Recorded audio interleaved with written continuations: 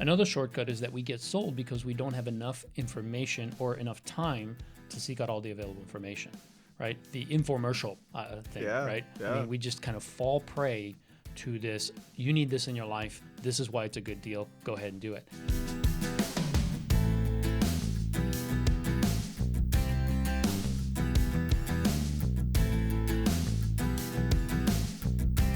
Welcome to Getting Money Right, a show dedicated to helping you achieve financial freedom through education and inspiration so you can be free to pursue your true life's purpose. We're your hosts, David Thompson and Leo Sabo, and I'm excited about this episode, Leo. Yeah, me too. We've been doing some things on economics, and we got into the new year, but going back to some of the economic stuff we talked about, we came across this term that really sparked a lot of conversation for us. And so this is not an economics conversation. This is a conversation about making decisions. And in the world that we live in with so many options, so many online choices, so many reviews, so many ratings, it can be almost impossible to make a decision. And we're going to dig into that. Now, the word that sparked that discussion for us was the words bounded rationality. So sounds really important. Yeah, sounds really important. So we're not going to spend forever on that. We're going to go on to the decision side. But the idea of bounded rationality, well, to break it down, rational, is the idea that you would make decisions based on reason or logic, like we're all pretty rational. Right. But bounded, it means constrained or limited. You're limited in your ability to make rational decisions. And that's what we ran into. As we were talking through this, there's so many options, so many decision points, so many pieces of information out there that it becomes extremely difficult to make decisions. Yes. So, Leo, what are some of those constraints? What are some of those things that hold us back? Yeah. So when you talk about bounded rationality, there's three aspects that are included in making decisions, and we're limited by these three. One is personal information. And by personal information is that we don't have all the information. That's really what we mean, that there's a lack of knowledge sometimes as we're trying to make a decision. So the decision maker, you and I, might not be aware of all the best information that will help us to make that decision be the optimum decision. So making the best decision that we possibly can. Yeah, and I mean, we see this all the time where maybe you're going to buy a car, and the person selling the car has a lot more information on the history of the vehicle, how it's been maintained, and you only have a limited amount of information. And now you've got multiple brands to look at. You've got multiple price points to look at. So there's so much information out there that you might lack all knowledge, which we all do. And so that's a holdback. Another one is cognitive limitations. And let's just be honest, we all have different abilities to learn and absorb and things that we enjoy. There are things that when I begin to read and try to learn and gather information on something, my brain just slows down to molasses and I have no interest in it. And so it's a lot harder for me to gain the information that I need because I've kind of got a cognitive limitation in that area. Yeah, and we also create biases or have biases, right? Our own or biases that come as a result of gaining the information that helps us to make the decision. So yeah, that's a very limiting factor when you realize I don't know what I don't know. Right. To make this decision. Am I making the right decision? So it creates this insecurity or inability to make the decision. So the last one is time constraints. Time is one of the biggest constraints for us as human beings. And we often make decisions in haste or feel like we have to make decisions in haste due to, I need this item today or my car broke down, I need to get another one. So there's this limited time. I have to make a decision and it seems like I never have enough time to make what I feel is the optimum decision. Yeah. Right. So there's three things: personal information or the lack of knowledge, cognitive limitations, and then time constraints. These three is what is really included in this bounded rationality, the ability to make rational decisions that are the best decisions that we can make for whatever we're trying to decide. Right. So next time you're going to make a decision, think about these three things. Do I have the information I need? Is there something that's slowing me down personally, mentally?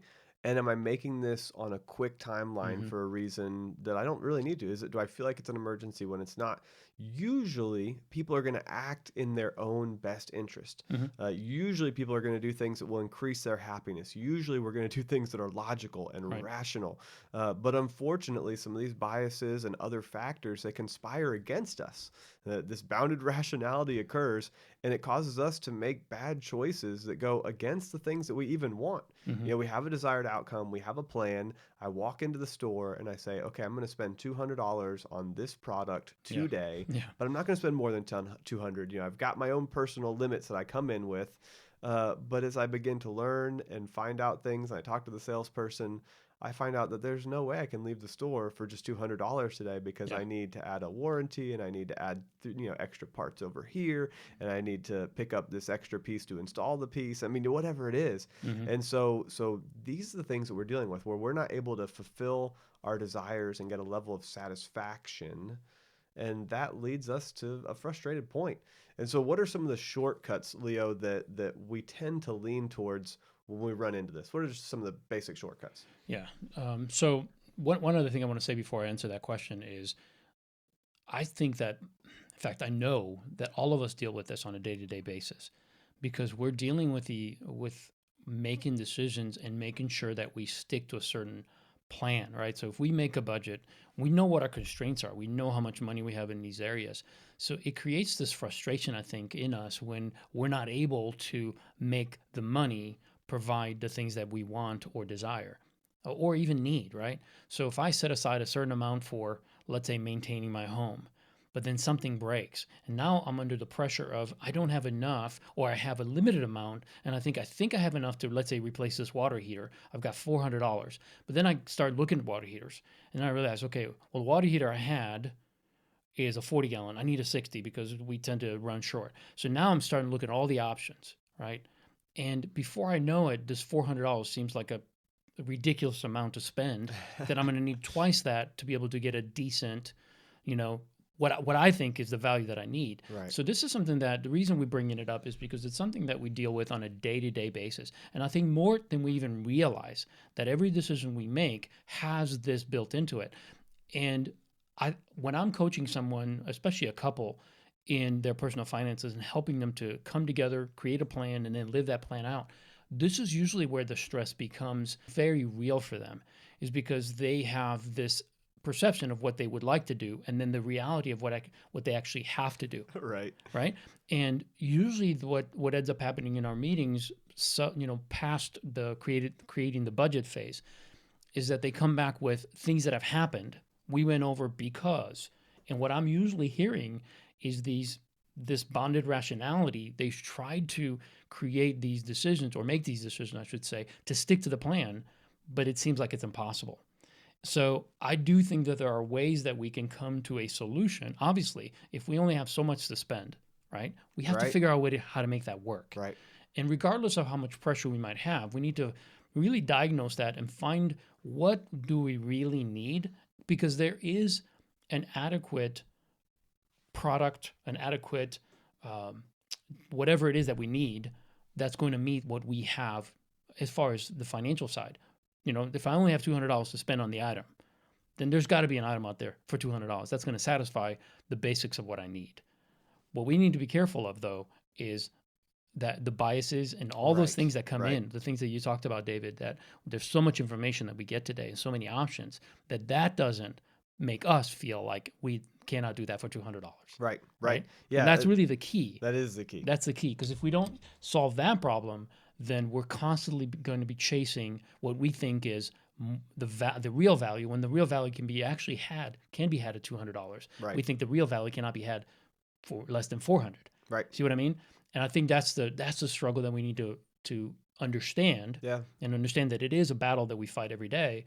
But then let's look at some of the shortcuts we take to make these decisions so that we can stick with this plan that we have. Right? Yeah, I can give three just quick Go for it. examples. I mean, I've counseled with people, and I'm thinking of three different people. One person, they couldn't imagine living in an apartment for under $1,000 Mm-hmm. because it had to be unsafe. It Yeah. had to be in a Yes. bad neighborhood. It Yes. had to be too small that was impractical for their lifestyle.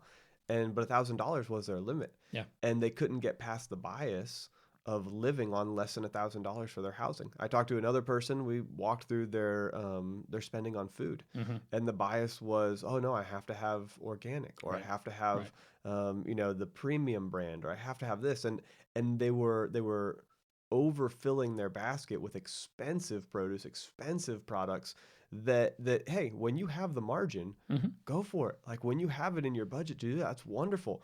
But sometimes you do eat rice and beans and the leanest, the cheapest cut of chicken that you can find. Yeah. The one that's going to expire 2 days from now, not 10 days from now. And it's Right. like, hey, they're trying to get rid of it. You change your buying decisions based on some of those constraints. Mm-hmm. And then I've talked to people that, there's no way I could be in a used car because a used car is just not safe. Right. And the bias of it not being safe causes them to overspend thousands of dollars that they don't have because of different biases. So I mean cars, houses, Yeah. groceries, Yeah. we deal with this on a daily basis. Yeah, absolutely. So let's look at some of the shortcuts we take in making these decisions. So one is we rely on celebrities to tell us about products.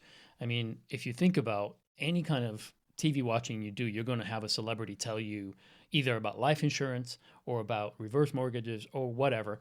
And we tend to put a lot of, unfortunately, we tend to trust these individuals because to a degree they've entertained us. We somewhat know them. We think we do anyway. Right. And that when they say something, it just has this weight that it must be true. It must be right. I mean, Alex Trebek, for crying out loud, is telling me This is a that, guy that this right. insurance is the answer to my death right. benefit. And he's or on, and he handles difficult questions I every single know. day. I mean, so how he could must he? know, right? Exactly.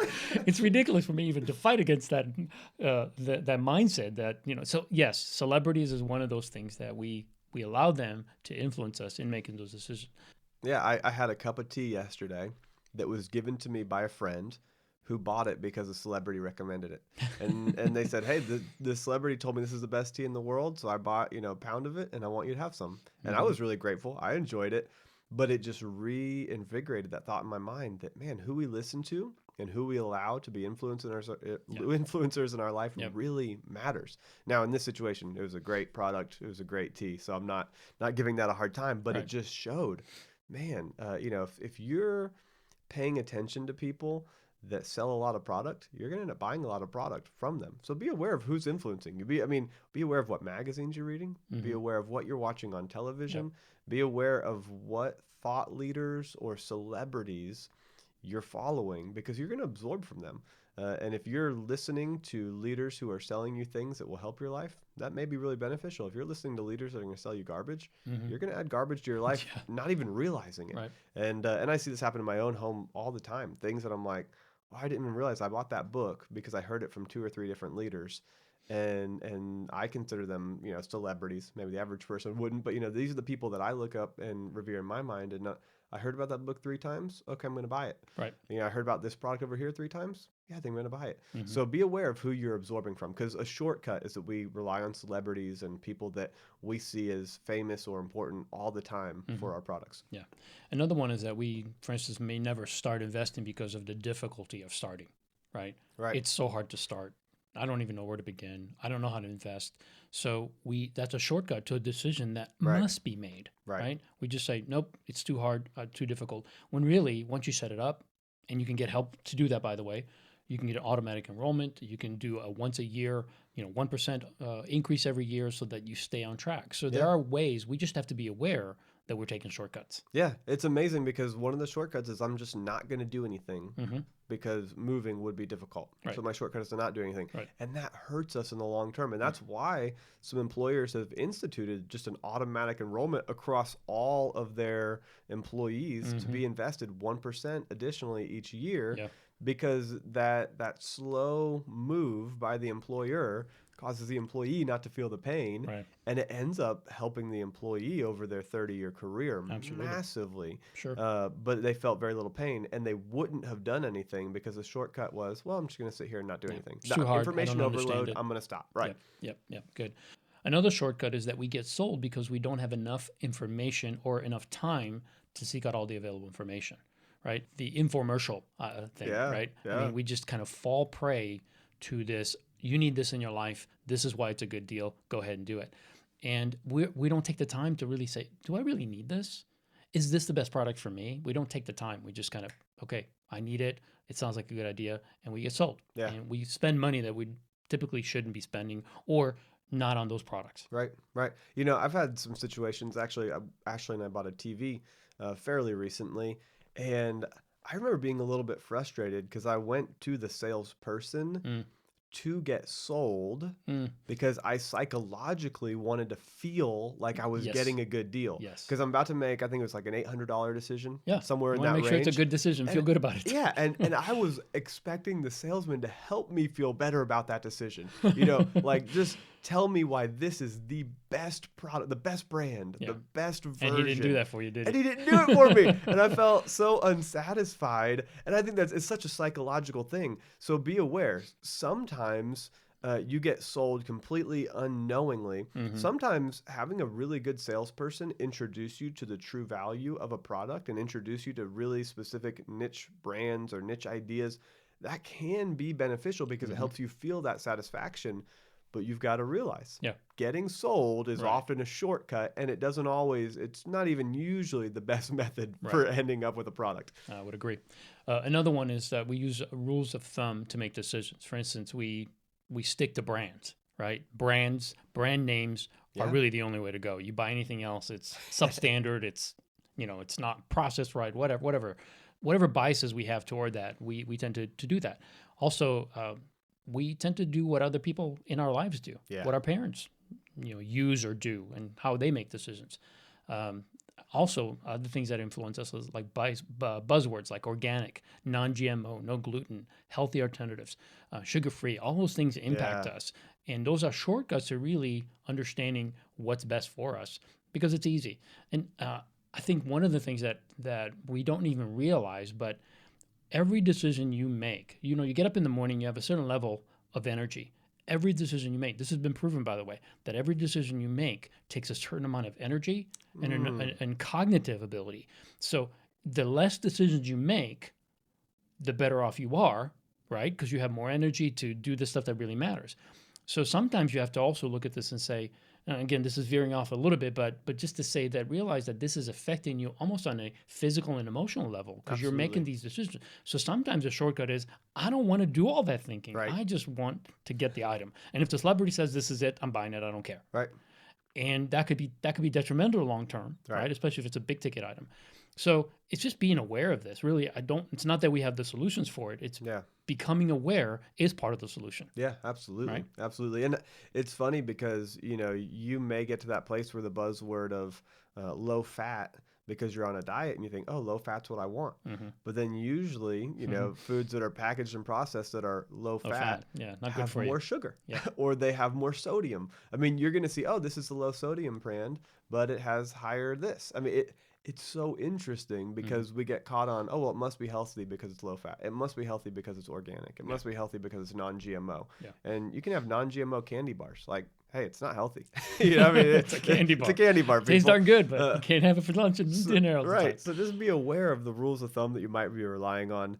You get to the point where you begin relying on the big brands and you think, okay, maybe you start out at something like Walmart and then you say, no, I'm going to stop relying on Walmart as my brand. I'm going to start going to Target because Target in my mind has a little bit better feel to it and their lights are a little bit nicer and the prices are a little bit higher. So it must be more. Yeah. The food must be better. Must quality, be better. all Right. Of that. Sure, right. So all these biases, all these thoughts go into that decision-making process. Yeah.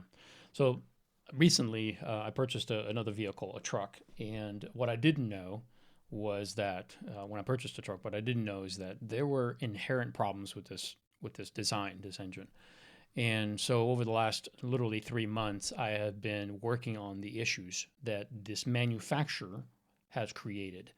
And there's no car that's perfect, right? So, but there were some inherent problems because of the design. And long story short, I've been going through the process of trying to find replacement parts to fix this particular engine.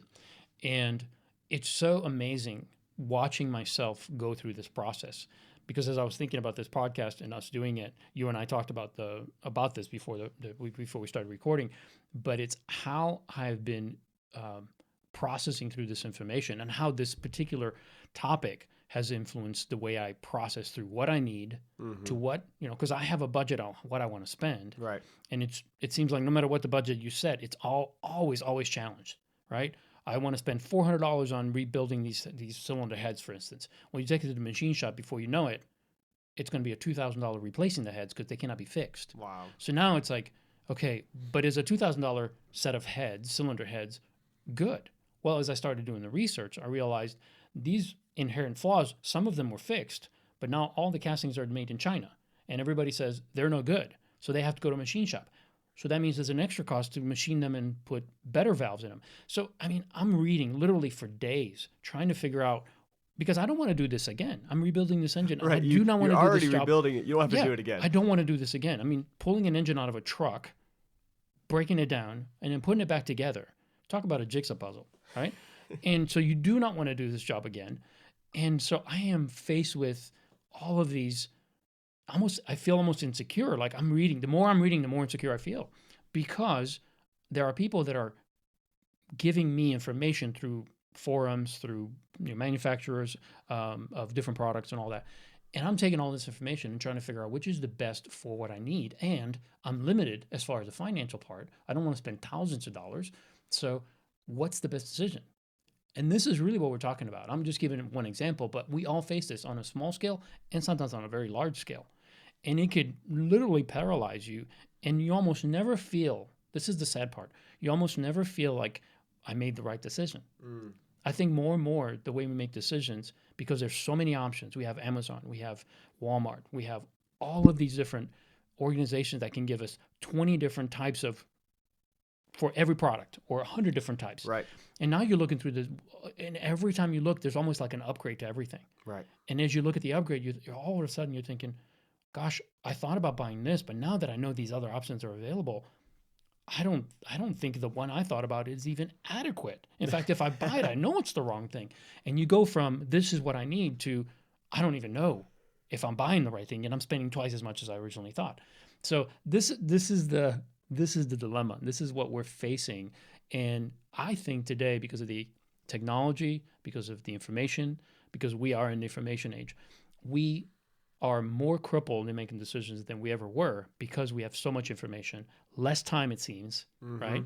And the lack of knowledge or cognitive ability to really understand what it is that we need to know in order to make the best decision possible. Yeah, if I was going to have to, have my cylinder heads remachined, I would not have the cognitive ability to walk through that process. I would get sold by a salesperson because they would say, you need this, this, and this. And I would not have the information, nor really the cognitive ability to go gather the information accurately.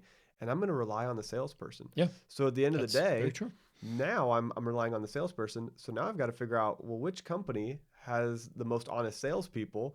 So now I've got to go look at reviews. So I end up in that same trap, even though I'm not going to look into every single detail on the cylinder head itself. Now I've got to find out, well, do I go to this company or this company? Who's got the best reputation? Well, maybe I'll go on Facebook and get recommendations from friends. And then you see your friends' biases come out, and it gets overwhelming. We no longer have 2 to 3 options. We have 10, 20, 30, 100. And that can be overwhelming.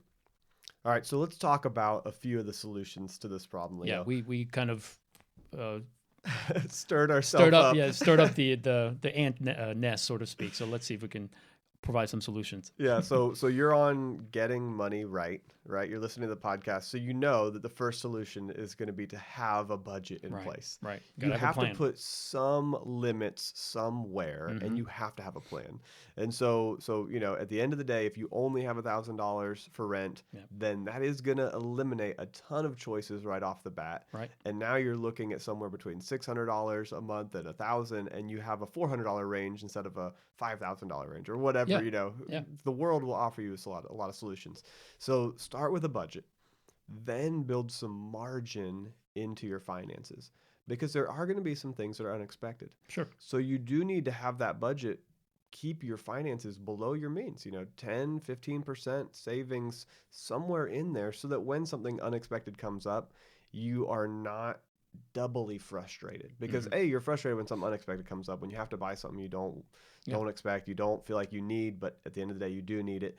Well, you're frustrated, but if you have the money in reserve, that helps alleviate some of the tension. It Mm-hmm. alleviates some of the emergency feeling. Right. And Right. so that gives you a little bit more time. It gives you a little bit more mental space to do the research, to get the information that you need to make a good decision. Yeah. So I see this two different ways. One, it gives you the margin or the ability, right, to buy something that you may need to spend more money. It's not Yeah. your budget might have said, "Hey, I'm going to put $200 aside for car repairs, but now I got to replace the transmission, and it's $3,000, and I only have 1,800 in there." Right. So by having margin, now you can absorb that extra expense that you weren't planning on, right? Mm-hmm. That's what an emergency fund for is. That's what having a little bit of margin in your budget itself, where you're not every dime is being allocated to some kind of an expense. There is Yeah. extra that's being put into a fund or an account.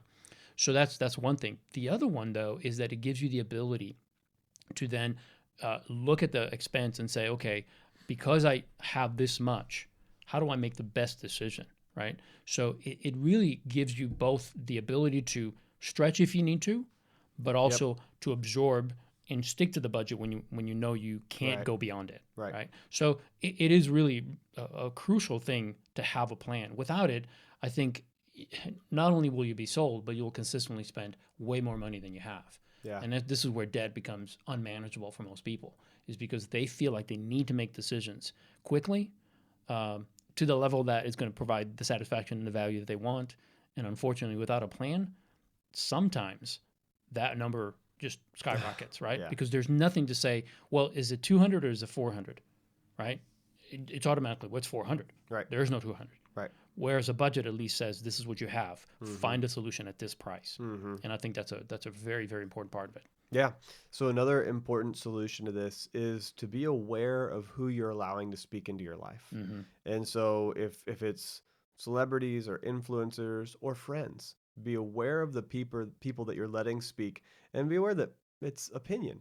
Yeah, It's not always the very much truth. so. Yes. So other people's biases and their past experiences, they might cause you to eliminate an option that might actually be really good for you. Mm-hmm. So just be aware. Buyer beware. Be aware of who's speaking into your life and their motivation, their intention, and that sometimes if you listen to someone's opinion, it might cause you to miss out on something that's actually really important. Yeah, and one other thing is that when you hear an opinion about, let's say, a brand or type of service, instead of just basing your decision on the opinion, call the company, call the good. product developer, whoever it is that you're thinking about. Like for instance, I was thinking about these specific cylinder heads because I had to replace them, but I was reading all these forums on all these guys saying different things about different people. And the way they portray the information, it's biased because they say, "Oh, never buy this from this person," or I only do business with this person. Well, the price difference is huge, Yeah. right? For me, it was more than $1,500 price difference. Well, that's a pretty significant amount of money. So I said, wait a minute, let me look at what they're saying. Who are they talking about? And if I'm trying to do business with that particular customer and they're saying something negative about it, then I'm sorry, not customer, but manufacturer. Then what I did is I just called manufacturer. Yeah. And I had a conversation with them because I wanted to see, I wanted to be educated by them. What is your process? How do you develop this product? How do you ensure its quality? What kind of warranty do you have? Rather than just taking a person's opinion, I dug deeper. I didn't just automatically dismiss that as an option and went to the $3,000-$4,000 option because that wasn't really an option for me. Right. So force yourself to not be swayed just by the opinion, but go deeper and make sure that you're actually making a decision based on actual information, not opinion. There's a big difference between the two. Yeah, that's good. So the next solution is to deal with the fear because there is going to be, like you said, you got to the place where there's a level of insecurity because there's so much out there and you've got to deal with fear. You've got to realize that every decision will come with some uncertainty. Yeah, you don't have enough time or enough knowledge or whatever. You're always going to deal with bounded rationality. And so you've got to label that fear and say, okay, what exactly is the fear that I'm dealing with? Yeah. Is it a safety issue? Is it am I not going to derive the full satisfaction from this product if this happens? You fill in the blank. You got to figure out what's the worst thing that could happen and label it and say, okay, how bad is that really in my life? Yeah, and what's the likelihood that this is going to And happen? is this a 5% right? chance or a 95% chance? That's good. If you label it and you call it out and you say, no, that's fear, and I'm going to deal with that fear, and I'm not going to let fear rule my life, Right. call it out, label it, and then put some percentages by it and say, what's the likelihood of this? Is it going to lead to a real safety issue in your life, or is it probably more of an inconvenience? Yeah. Right? There's a big difference between the two. It's like the idea of if you're buying a house in a floodplain and it costs $300,000, right? That is a bigger decision that has more ramifications Yes. than if you're going to buy a desk for your home for $300. Right. And so when you're making that $300,000 decision, you need to have an adequate level of not fear but understanding, right? You need to have some basic guidelines and limits built in. Yeah. So that you don't make a bad decision. If it's in a floodplain, if it has all these other issues, you want to be aware of that. But if you're buying a desk for $300, what's the worst that could happen? Oh, you don't like the desk and you sell it and buy another one later. Yeah, you sell it for $200 and you lost lose, $100. Lose a couple $100 right. the most. So just be aware. Be aware of what the biggest real worst thing that could happen is, and label it. Realize the value. Now, I think this is funny that I'm saying this, but I wrote this. So realize the value of brands. A brand is a promise. It is the company's way of saying, we put our name behind this, we put our seal on it, and there is value to a brand. Yes. There are companies that when they put something out into the world, they're going to guarantee it and they're going to make sure that it works well for you and that you're satisfied. Yeah. And if you're not satisfied, they'll fix it. They'll take it back. They'll give you your money back. There is value in a brand. Absolutely. And this is something that I love going with generic store brands for different food items, definitely for medicine, because it's typically, FDA says it has to have the same ingredients, the same working components. But there are brands that add value to products. And be aware of that. It's okay. There are people that say, hey, I only buy Hondas or I only buy Toyotas. And that eliminates a lot of other decisions from their life. And they're buying a brand that they trust, that they understand how that vehicle works because they've dealt with the engine before and the components inside of it. Right. Sometimes you can find a brand that you love and trust, and you might pay a little premium. Yeah. And it's worth it. And it's worth it. It's not a bad thing. When it's a good brand and it provides all of those benefits. Right. So you have to be aware. Be aware of brands and understand that there is value in that. And that's a good thing. It's not like, oh, every time it's more expensive, it's a bad thing. No, there could actually be real value in that. I think the last thing is probably just to realize that this is all about satisfaction. Right? Yeah. You and I, when we make a decision, we want to feel confident that we've made the best decision at the best price, and that, basically, are we satisfied with the decision we've made? Do we walk away? Or do we have regret a month or a year from now? And we have to be careful of that, because that's a good thing, but it also could be a negative thing. Because if we don't take all of these things that we talked about into account, and some of the biases that we have and some of the shortcuts, if we don't take those into account, then satisfaction can be the only reason we make that decision. I want to feel like I made the best decision. Well, I'm not going to spend $60,000 on a car so I could feel that, okay, this is the best car I've ever bought. I'm going to buy something way, way under that, and I'm still going to be satisfied that it's going to take me where I need to go. Yeah. So it's really, we have to be aware that satisfaction is part of every decision we make. But we also have to make sure that satisfaction doesn't lead us to being sold just because we feel good, right? Because we're seeking to feel good, I should say. Yeah. So I want to leave you with one rule of thumb that I have found to be true in almost every situation, and it's the rule of good, cheap, or fast. Usually you can get 2 out of the 3. Yeah. Usually you can get 2 out of 3, but it's very difficult to get all 3 at once. That's very true. So good and cheap. Hey, I can find something good and I can find it inexpensive, but I'm usually going to have to wait. It's going to come along once a year, every 6 months on a sale. Once in a while opportunity. Right. So good and cheap, but it won't happen fast. And even if you think about shipping, hey, maybe I found something good and cheap, but if I want it to get here faster, it won't be cheap anymore, right? That's right. So I can find good and fast, but it won't be cheap. Right. Or I could find something cheap and I could get it really fast, but it won't be good. But it's probably not going to be very good. Yeah. So just be aware. You can usually get 2 out of the 3. Finding all 3 at once is extremely difficult. Good, cheap, and fast. Yeah, that's good. Well, we want to thank you for joining us for this episode. If you enjoyed it, please rate, review, and subscribe to our podcast. And we really would love to see more reviews and more 5-star ratings on our podcast, I would because love it. what it means to us, folks, is that it helps us to become more easily found by other potential listeners. So if you enjoyed it, please share the love. The 2 ways you can do that is through subscribing to the podcast and, of course, rating and reviewing it. That means a lot to us. And the other one is to share the podcast on your social media platform.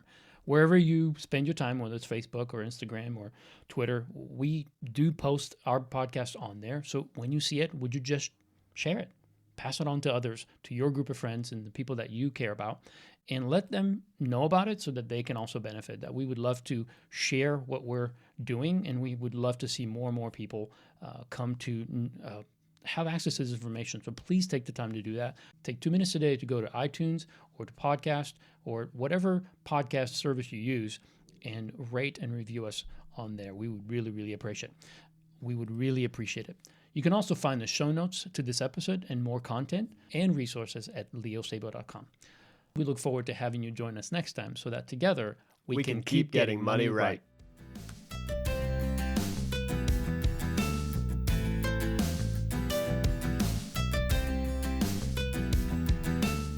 Usually, people are going to act in their own best interest. Usually, people are going to do things that will increase their happiness. Usually, we're going to do things that are logical and rational. But unfortunately, some of these biases and other factors, they conspire against us. This bounded rationality occurs, and it causes us to make bad choices that go against the things that we even want.